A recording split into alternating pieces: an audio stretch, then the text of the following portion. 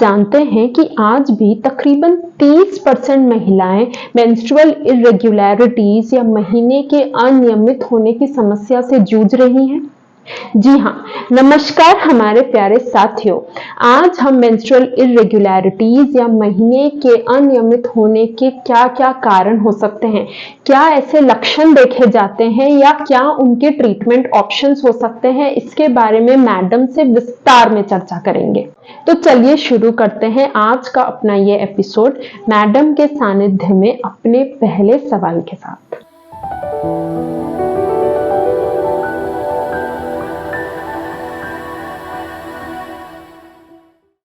Welcome ma'am, welcome to the next episode. Ma'am, आज हमारे दर्शकों को ये बताएं कि मेंस्ट्रुअल साइकिल क्या होता है।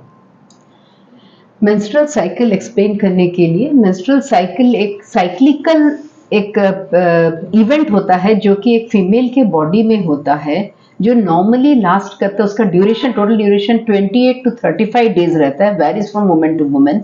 और मेंसेस आता है एवरी 28 to 35 डेज और मेंसेस लास्ट करता है करीब 4 से 7 दिन तक। उसमें ये होता है, ये जो आप रेड में देख रहे हैं ये है मेंस्ट्रुअल साइकिल।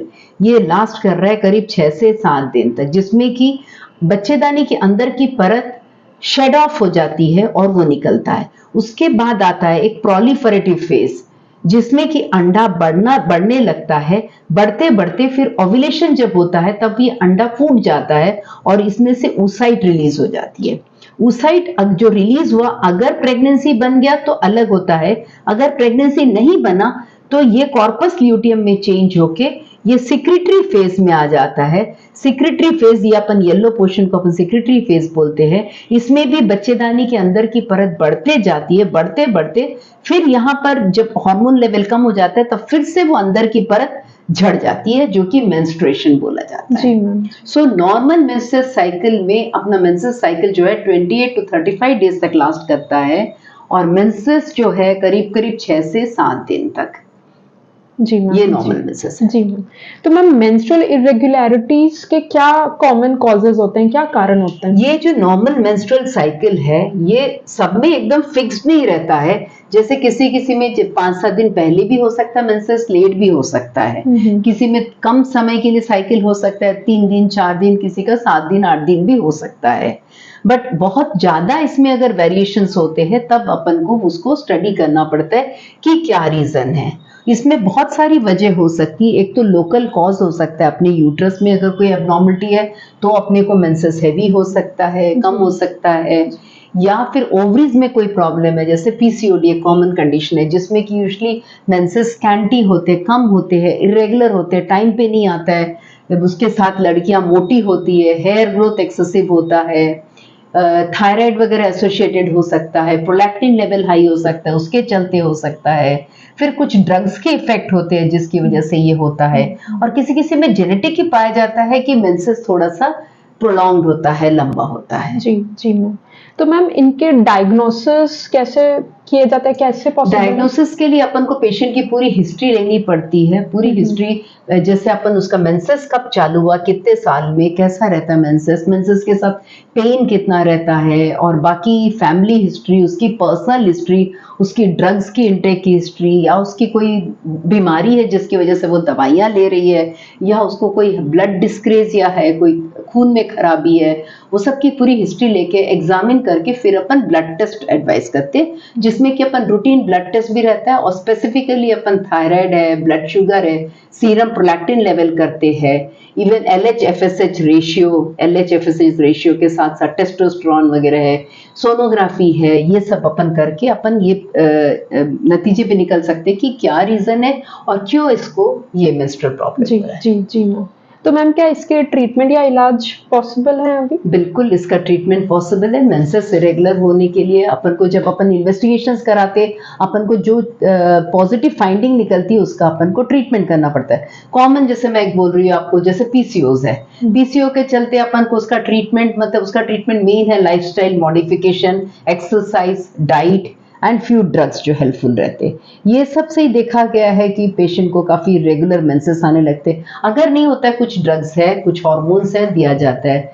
फिर थायराइड अगर हाइपोथायराइड है पेशेंट तो उसके लिए अगर अपन ट्रीट करते हैं, प्रोलैक्टिन अगर एबनॉर्मल है लेवल उसको अगर अपन ट्रीट करते हैं तो मेंसेस रेगुलर हो जाता है। अगर अपन को यूट्रस में कोई एबनॉर्मलिटी है, बच्चेदानी के अंदर की परत में कोई प्रॉब्लम है, कोई गठन है, कोई पॉलिप है, कुछ है, तो उसको अगर अपन सर्जिकली ट्रीट करते हैं तो वो यूजुअली ठीक हो जाता है। जी मैम जी। तो मैम क्या ये मेंस्ट्रुअल इरेगुलरिटीज या जो महीने के अनियमित होने का जो ये वजह होता है, ये सारा ये क्या इनफर्टिलिटी को भी कहीं ना कहीं अफेक्ट करता है? हाँ, कुछ केसेस जरूर इफेक्ट करते हैं, जैसे स्पेशली जैसे मैंने बोला यूट्रस के अंदर अगर कोई पॉलिप है, कोई सेप्टम है जिसकी वजह से उसको हेवी ब्लीडिंग होती है या प्रोलॉन्ग ब्लीडिंग हो रही है, लंबे समय तक महीना चलते रहता है, ये सब केसेस अगर अपन उसको ट्रीट करते हैं तो फिर प्रेगनेंसी बहुत जल्दी रुक जाता है, अगर वही रीजन रहता है। पीसीओडी केसेस में अपन जैसे बोले हैं लाइफस्टाइल मॉडिफिकेशन और मेडिकल ट्रीटमेंट जो कुछ थोड़ा बहुत है, तो वो सब भी अगर अपन करें तो देखा गया है कि अगर 5 से 10% भी वेट लॉस अगर पेशेंट करता है तो उससे वो जो अंडे जो है वो अंडे बनने लगते हैं, फूटने लगते हैं और प्रेगनेंसी के चांसेस बढ़ जाते हैं। जी। अगर नहीं होता है तो फिर अपन को ओवरीज को स्टिमुलेट करना पड़ता है दवाइयां दे के, ताकि अंडे बने और अपन उसको मॉनिटर करें अंडा किस समय बढ़ रहा है, उस समय अंडा फूटने के लिए इंजेक्शन दे के फिर अपन प्रेगनेंसी इसमें कर सकते हैं। जी। तो मैम क्या ये मेंस्ट्रुअल इरेगुलरिटी क्या ये आगे जाके कोई सीरियस कंडीशन को भी तब्दील कर सकता है? देखिए, यंग पीपल में यूजुअली नहीं रहता है, बट कभी कभी ओल्ड एज में अगर मेंस्ट्रुअल प्रॉब्लम ज्यादा रहता है तो वो कुछ मतलब ग्रेव साइन भी हो सकता है, कोई और बड़ी बीमारी भी हो सकती है। लेकिन यंग एज में जनरली नहीं रहता है, बट अपन को इन्वेस्टिगेट पूरा करना चाहिए। जी।